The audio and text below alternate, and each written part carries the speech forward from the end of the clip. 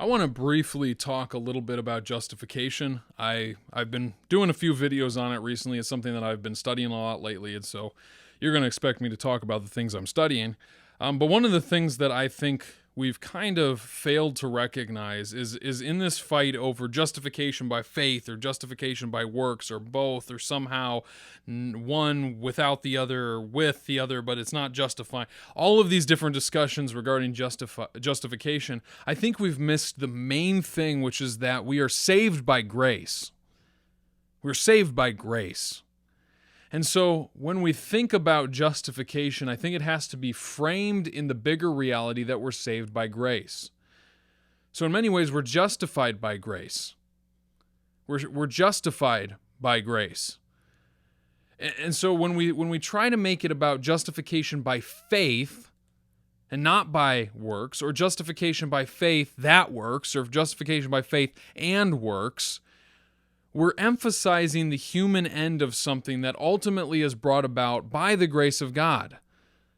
So if I'm justified by faith, that faith is a gift from God by His grace. If my works play a role in justification, my works are not my own, because if they mean anything in my standing with God, they are only the gift of His grace. Now, the way that I have framed this in the past is I'm a new perspective guy, and I think that people have kind of misrepresented both Paul and James. I think Paul is emphasizing initial justification, which is the idea, how do I get in? Somebody on the outside looking to be in the people of God. How do I get in? And he's telling the Judaizers, not condemning a works-based righteousness, but condemning the idea that the works of the law are the means by which somebody enters into the new covenant. It's not circumcision. It's not all these different laws of Moses. Nobody is justified by works of the law. It's by faith. And faith specifically in Christ. In Christ. So he's throwing out that whole idea that we're justified or we're declared to be part of the people of God, declared to be in the right with God through the Mosaic law. Instead, he's pointing out that our righteousness before God comes on the basis of Christ and faith in Him. I believe James is addressing something completely differently. I don't believe he's addressing justification into the people of God, which I do believe and affirm is sola fide, faith alone. James is addressing Christians who are already in the people of God. And the example he uses is outward works that Abraham had already been declared righteous according to Paul. And James is saying that he was declared righteous through his work.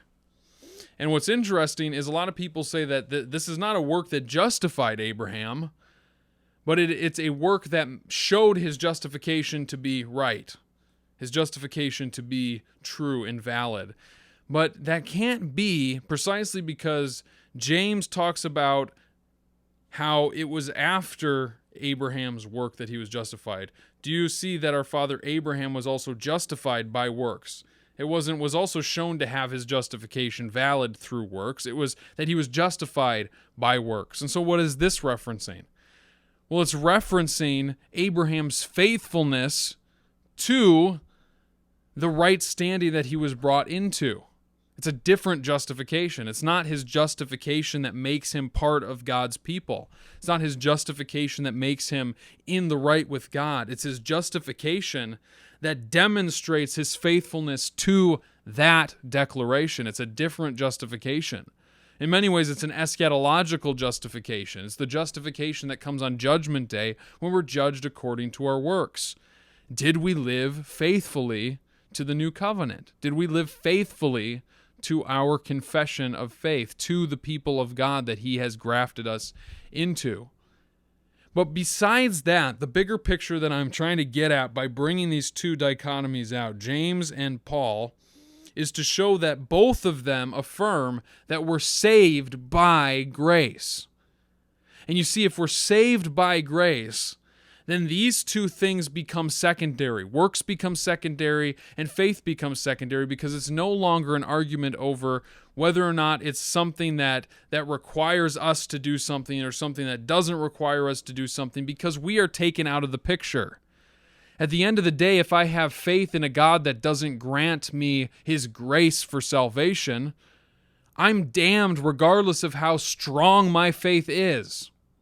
Hypothetically speaking, of course. And it doesn't matter how many good and righteous deeds I do if God's grace is not saving me. Those things are rendered completely mute. So what's the conclusion? The conclusion is that justification, our righteousness before God, our standing before him, our verdict of righteous, is something that he is doing and he is crowning. It was Augustine who said that our merits, when we stand before Christ on Judgment Day, our merits, the things we've done in faith,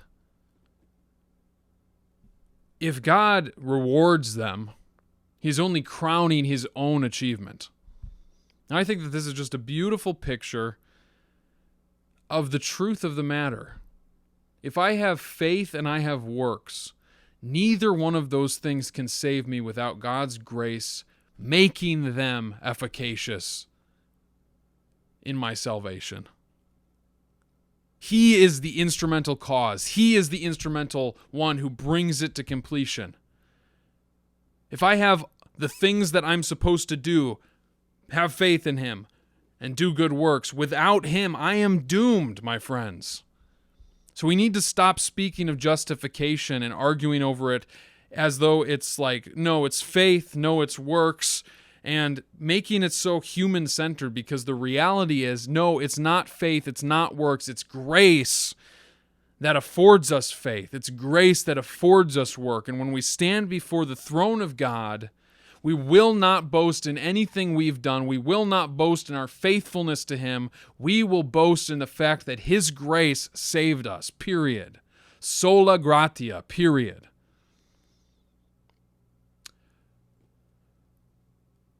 Anyways, that whole thing basically to say that I'm kind of getting irritated with the division over justification. I really don't think it's as substantial as many people think it is. And I think that when we bicker over whether or not it's faith alone or whether it's faith working through love or these different articulations, we ultimately miss the bigger point that it's grace. It's grace alone.